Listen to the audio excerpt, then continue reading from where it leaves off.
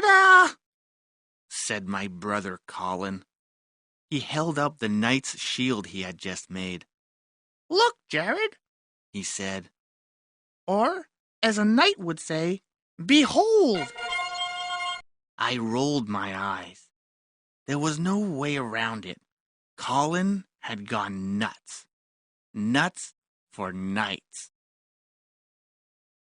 It all started when Colin's class did a unit on knights and the Middle Ages. Ever since, all he talked about was knights, knights, and more knights. Wow! Colin made his own armor and sword. He made his own coat of arms. He made a horse. He even dressed our dog, Mac, to be his helper. Every knight should have a page, Colin said. Knights are so cool, said Colin. I sure wish I lived in the Middle Ages.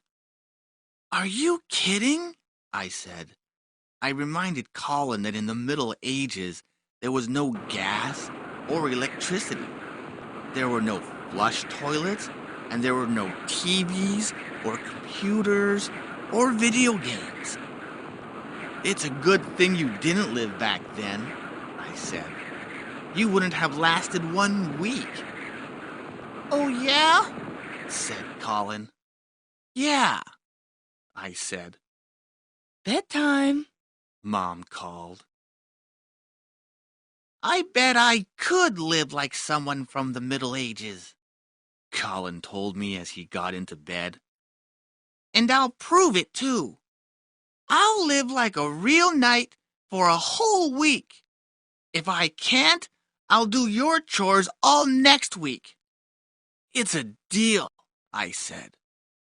And if you can do it, I'll do your chores next week. Okay with you, Mom? Colin asked.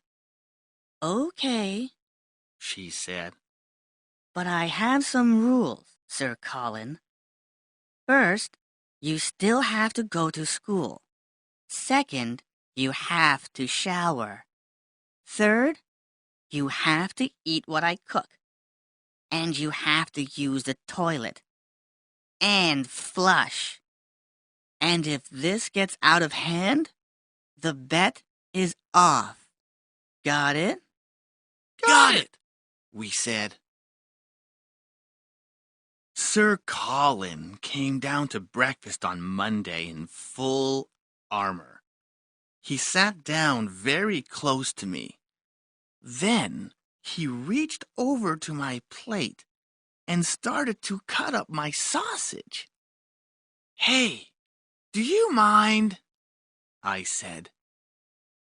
Colin explained.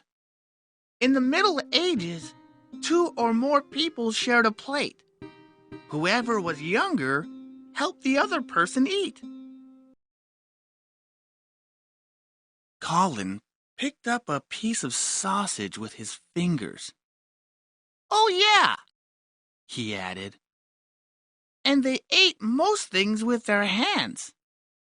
He held the sausage out to me. Want some? I looked at Colin's greasy fingers.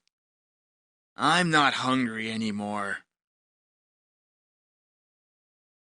On Tuesday after school, Colin and I were doing our homework.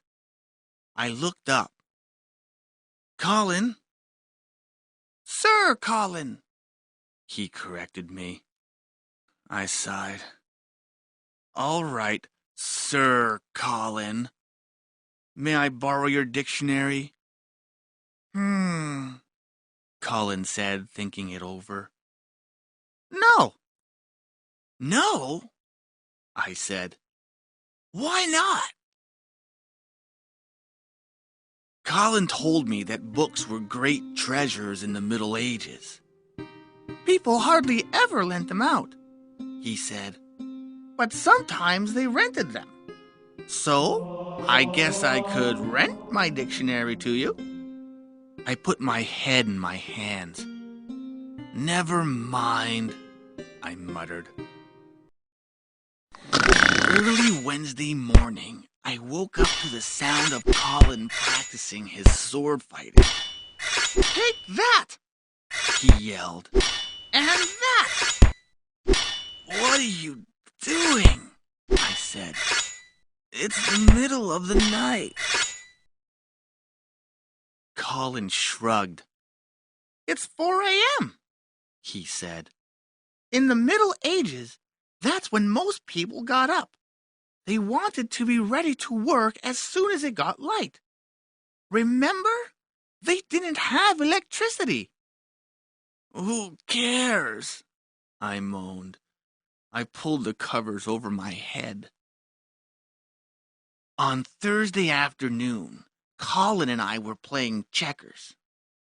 I wrinkled my nose. Sniff, sniff. "Do you smell that?" I asked Colin. "Smell what?" he said.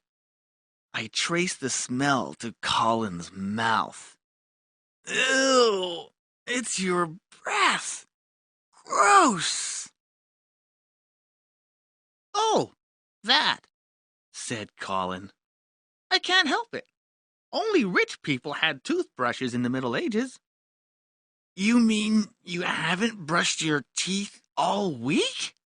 I asked. Colin shook his head. He pulled a little twig out of his pocket.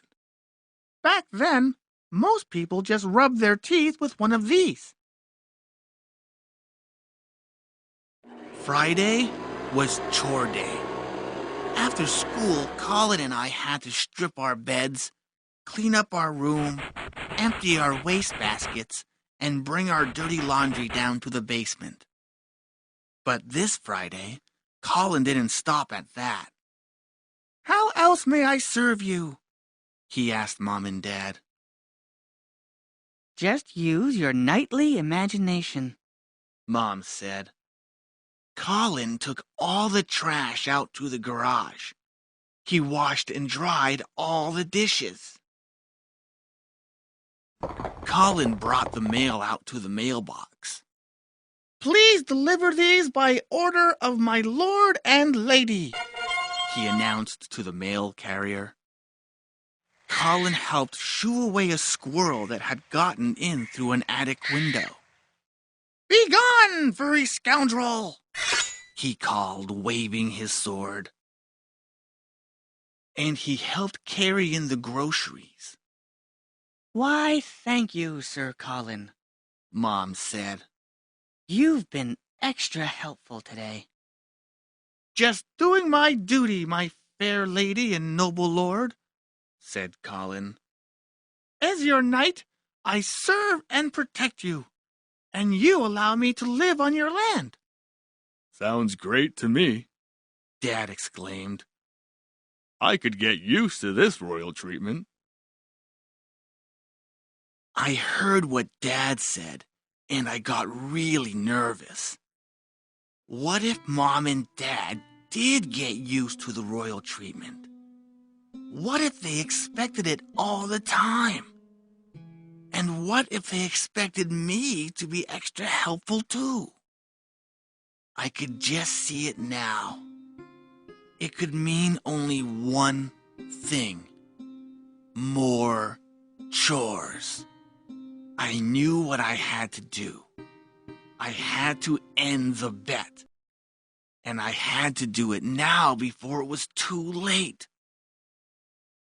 I pulled Colin into our room. "You have to stop acting like a knight," I said. "It's over. You won the bet." "You're giving up?" Colin said. "Why?" "If I give up now, I have to do your chores for 1 week," I said. "But if Mom and Dad get used to your royal treatment, we'll both end up doing extra chores every week from now on." "But it's fun acting like a knight," Colin said. "I don't want to stop." "Let's make a deal," I said. "You can act like a knight, but you can't do a zillion extra chores. And I'll still do your chores next week like I promised. And one more thing, said Colin. Okay, I said. Anything. At that, Colin rushed out of the room. Wait right here, he ordered. After what seemed like forever, Colin came back. He handed me 2 big pieces of cardboard. All next week, you have to be my helper, Colin said. Or, as a knight would say, my page. But, you have a page. You have Mac. Then I stopped. There was no use arguing. Colin was still nuts. Nuts for knights.